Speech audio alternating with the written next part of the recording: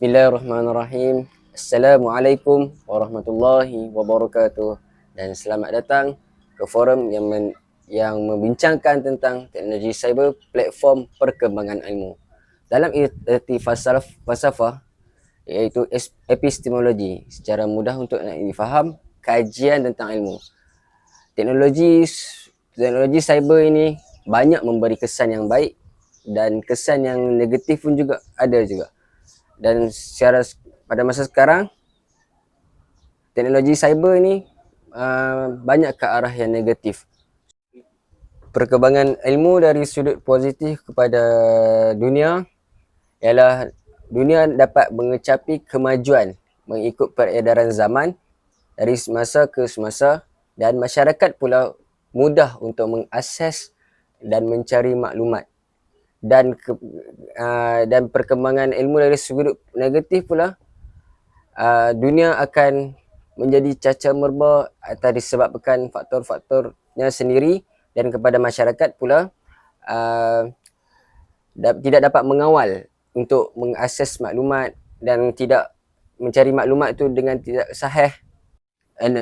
Objektif teknologi cyber adalah untuk mengkaji sejauh mana teknologi cyber ini dapat membantu manusia untuk mengembangkan ilmu. Dan yang kedua, menyelidik sama ada teknologi cyber adalah salah satu platform untuk manusia mendapatkan ilmu.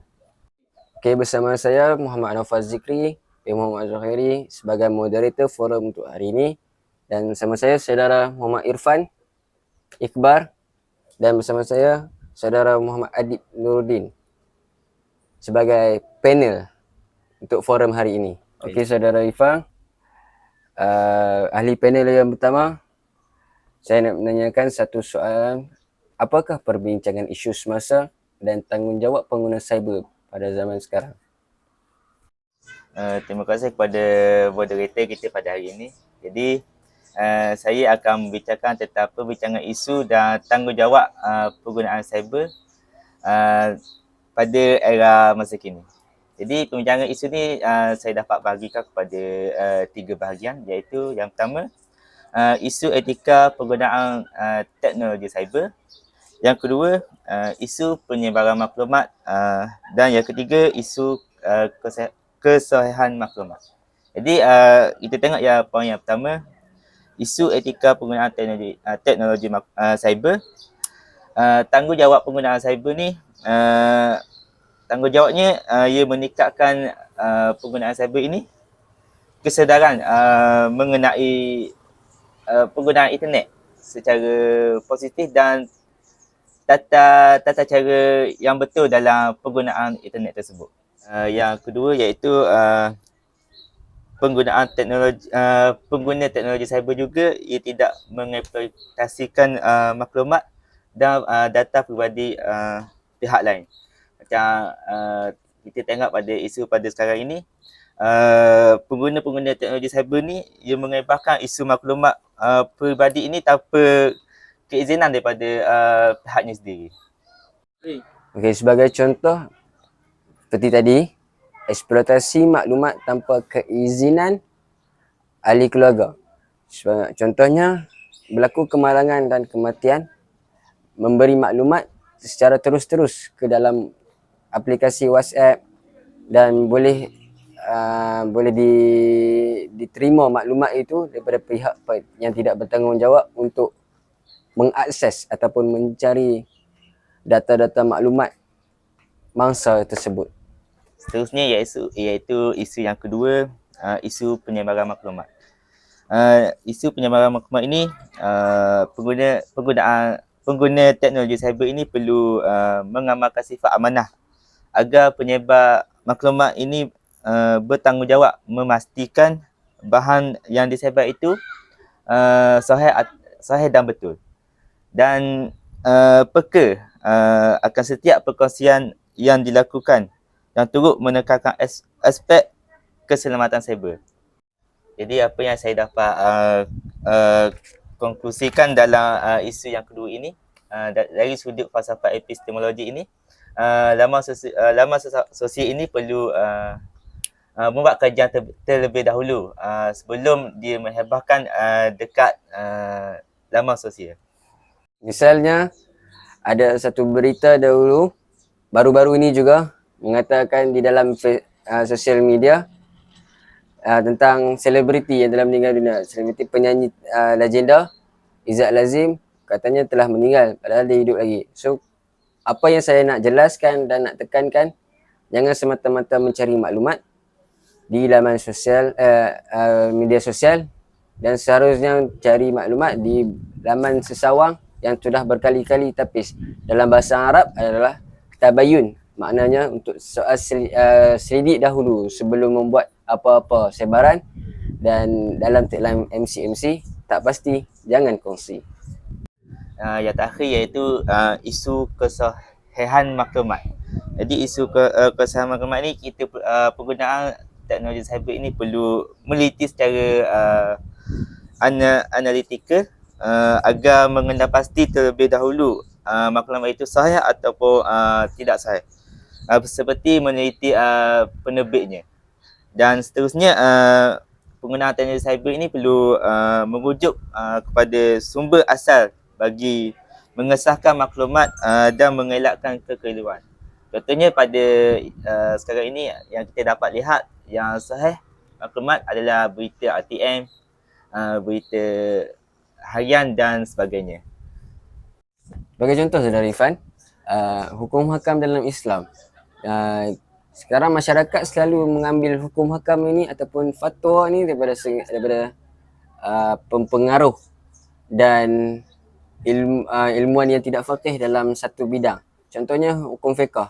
Selalunya diambil daripada pempengaruh dan ustaz yang tidak faqih dalam fiqh daripada laman sosial.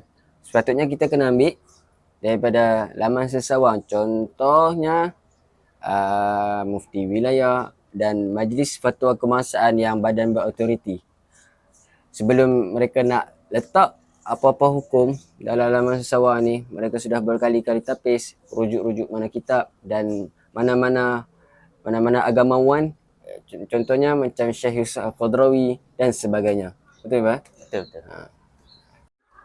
Setakat itu je daripada saya dalam berkaitan dengan isu teknologi maklumat pada masa kini, dan saya akan balik kepada moderator untuk forum yang kedua. Okey, terima kasih Irfan. Dan kita beralih pula kepada saudara Adib untuk menerangkan refleksi dan solusi. Apakah refleksi dan solusi untuk pencegahan ini, teknologi cyber? Assalamualaikum warahmatullahi wabarakatuh. Yang saya hormati ahli panel saudara Muhammad Irfan, dan terima kasih kepada tuan moderator saudara Muhammad Naufal yang telah mengajukan persoalan kepada saya, iaitu soalan berkaitan dengan bagaimana kita ini memberikan refleksi ataupun solusi berkaitan dengan teknologi cyber. Okey, baik.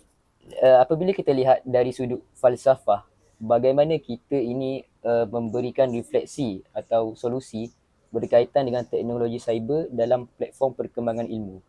Jadi apa yang saya boleh kategorikan di sini iaitu dari dua sudut, iaitu yang pertama dari sudut diri kita sendiri dan peranan daripada pihak ibu bapa.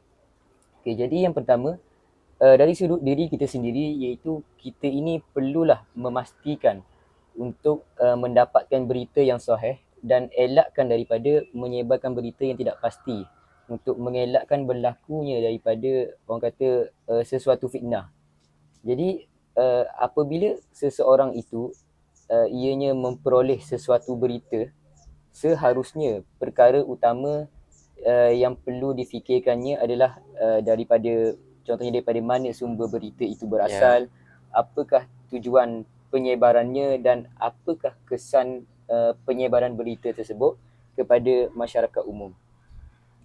Jadi kita sendirilah yang perlu mewujudkan satu pendekatan sendiri untuk mengenal pasti kesahihan maklumat ini. Orang kata kalau bahasa yang senang didengar, iaitu kita perlu menjadi ejen penghalang kepada berita-berita palsu ini daripada ianya tersebar dengan lebih meluas, ia akan memberikan impak yang negatif kepada negara kita. Okey, baik.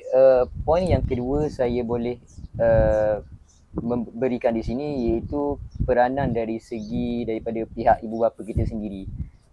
Yang mana ibu bapa ini amat penting dalam memantau tindak tanduk anak-anak mereka supaya anak-anak ini tidak terdedah kepada aktiviti sosial yang merosakkan pemikiran mereka. Jadi maksudnya sini dengan adanya pemantauan daripada ibu bapa, aktiviti anak-anak kita ini dalam teknologi cyber ini akan lebih terjaga daripada mereka ini melakukan aktiviti yang tidak berfaedah. Apakah yang dimaksudkan dengan aktiviti yang tidak berfaedah di sini? Aktiviti yang tidak berfaedah bermaksud mereka ini tidak mudah terjebak dengan kata isu-isu semasa yang sering berlaku sekarang ini. Contohnya seperti isu-isu scammer yang mana ianya sering berlaku di dalam media sosial yang sering digunakan oleh anak-anak kita. Contohnya seperti di dalam Telegram ataupun WhatsApp. Jadi saya rasa itu sajalah sedikit perkongsian berkaitan dengan refleksi dan solusi perkembangan teknologi cyber. Jadi saya serahkan semula kepada Tuan Moderator. Baik, secara kesimpulan daripada isi yang saudara adik bagi tahu tadi, yang pertama, tujuan penyebaran maklumat itu kadang-kadang daripada agenda tertentu daripada setengah pihak untuk memburukkan satu imej yang lain, pihak lain ataupun pihak lawan.